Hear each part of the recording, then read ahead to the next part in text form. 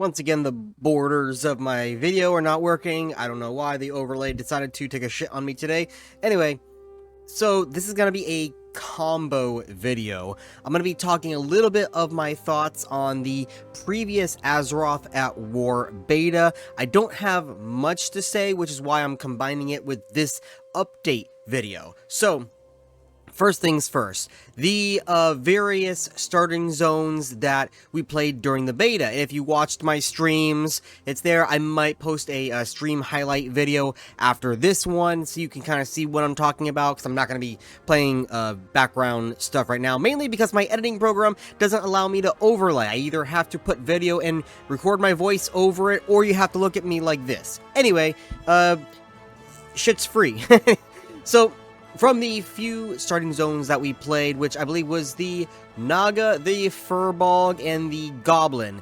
So, all in all, I thought most of them are pretty good with some issues. Now, they can be solved very easily. Now, I talked about this in the stream. I'm going to be putting this in the condensed version so you can watch it when I release that. But for this video, the TLDR is that the Furbolg, very good. The flow is very good. I only recommend to have more armor drops, and the final battle area feel more like a final battle with more NPCs fighting. That's more an aesthetics thing, but for gameplay itself, definitely more armor, because there was like no armor to gain the entirety of the starting zone except for one pair of bracers. The Naga starting zone had a very strong start, very good. The middle was kind of, it's okay. The end was absolutely boring, and the walk from the eastern coast of Azara all the way to the west on foot, no speed buffs, you had to literally walk there for one quest, and then you can leave the area and go into the free world. I thought that was an absolute waste of time, and what it should have done is, after you got the item that you needed, as you leave the, like the little area where that quest takes place, it should just teleport you to the... God? Okay. Anyway, I just got teleported. Holy shit. I'm surprised my computer and OBS is still running. God damn. Anyway, back to the video. So, as you leave the quest area,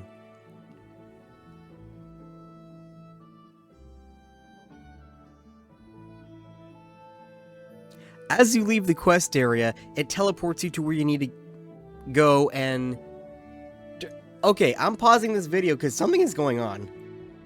Okay, that was really weird. Like, everyone's house in the neighborhood was like...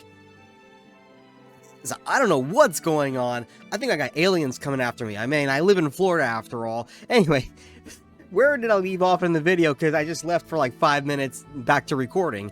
I talked about the Furbolg, I talked about the Naga. Okay, so the Naga, strong start, weak ending. So the ending definitely needs to be tweaked. Oh, that's why. Okay, I remember now when the lights started flickering.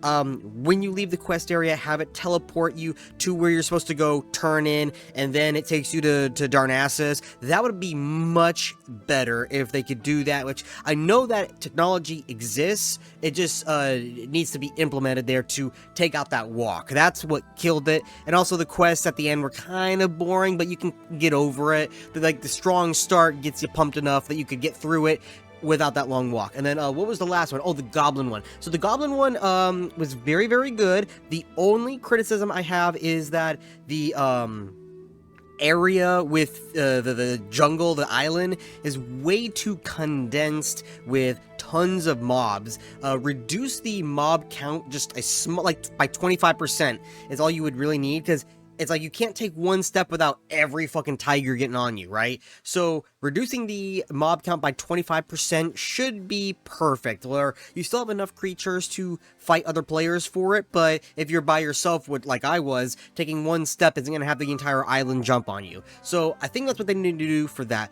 Now, other than that, the only other reason I would say I was a little disappointed, which it's not really the developer's fault. I was disappointed with the beta overall because there was no added content besides the a couple of class changes and the starter zones. Like, besides the starter zones, there was not really added content past level 30, right?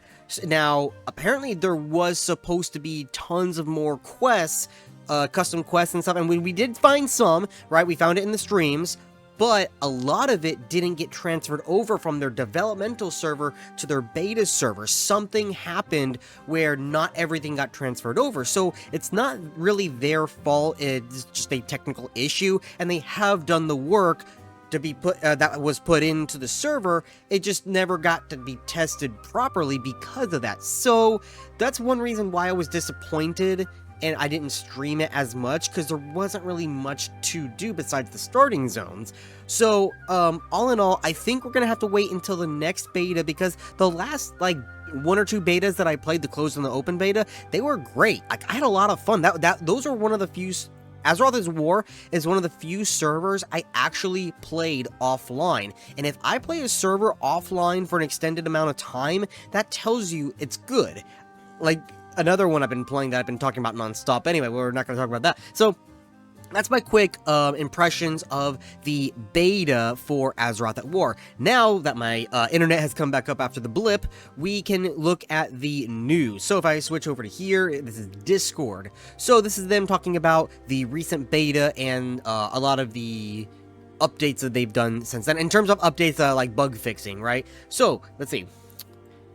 So that's the introduction. So out of the 324 bugs reported during the beta, we have successfully resolved 314, which is 97%. The remaining 10 are minor issues that will be addressed before launch. I hope they don't mean they're planning to launch soon. I think they're just like, we'll get to it when we get to it. It will be done before launch, because right now the server is not in a launch state. It's fun. It's great, but it's not in a launch state right now. Our team has miraculously reviewed and discussed the feedback from the beta, ensuring everyone's voice is heard. The results from the community survey have been analyzed and will shape into the final class changes and reworks leading to our Q1 2025 launch. Oh, so they are planning to launch within the next few months. See, now I'm going to have a little bit of an issue because, as I said, unless all that stuff, like a ton of it didn't get transferred over, which as far as I know, I think they're working in the level 30 to 45 quests right now. They haven't even developed the level 60 stuff yet. That needs to be tested before launch. So hopefully they plan on, they finish all of that and do another beta by like December-ish. So by March, April, which is still kind of Q1, they can launch, and that's rushing if you ask me.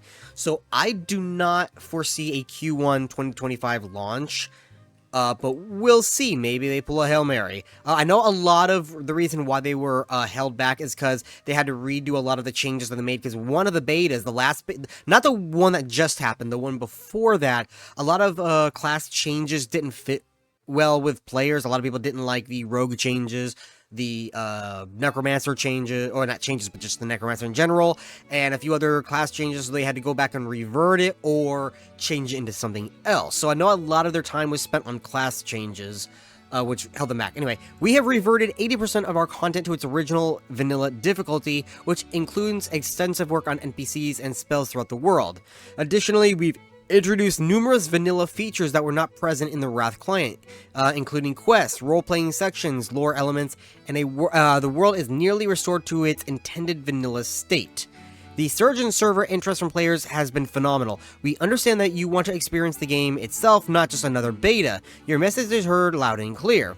Well, the thing is, you do need another beta to at least test the end game stuff. That's what I'm saying, because right now we've only tested up to level 30 stuff, and if you don't test everything else, it's not gonna go well for you. I'm just saying that right now.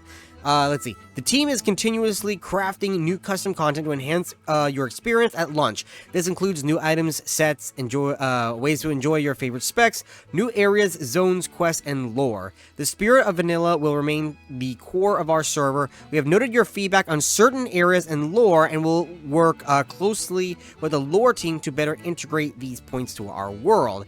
There are no delays, and we continue to be on track to launch as the intended date. See, that I think as of right now, there's no delay, but I do know that they did get slowed down a little bit from all the class changes.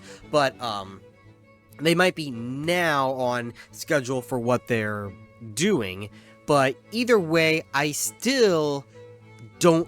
Let's just say that they do have more quests intended. Let's say up to level 45. I don't foresee them finishing 45 to 60. No testing launching in 2025, or Q1 rather.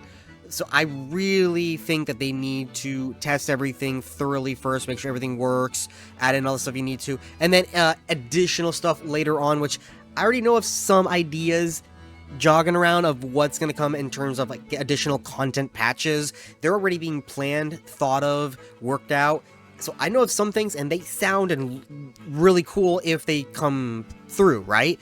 So all of that additional stuff can be added later after launch. Right now, they need to focus on 1 to 60, the new custom starter zones. I don't care about class changes. The most I would want from a class change is making it so fire mages are viable in Molten Core, right? So as long as a class is not completely useless like a fire mage in Molten Core, then classes don't really need to be changed. I don't really like the fact that a lot of these private servers feel the need to change a class just for the reason of changing it, you know what I mean? They don't really need to be changed. You can have an additional spell or two to, mix it up a little bit, but an overhaul, completely new specs, like they were trying to make a rogue tank spec, that's completely unneeded, especially if you're just trying to get the server off the ground. I mean, the real, draw to the server is the fact that you can play a Naga, is the fact that you can play a Furbolg. They have new additional custom animations for stuff that they can't do in the normal game, and they can wear armor. So that's really the main draw. Just make the server playable, have custom content so people have other things to do besides the new characters, but really you just gotta make it a functional server, then you can add all the additional stuff. But anyway, that's going to be the end of this video. A little longer than normal because of the random blips. God was trying to tell me something here. So I will see you guys in the next video.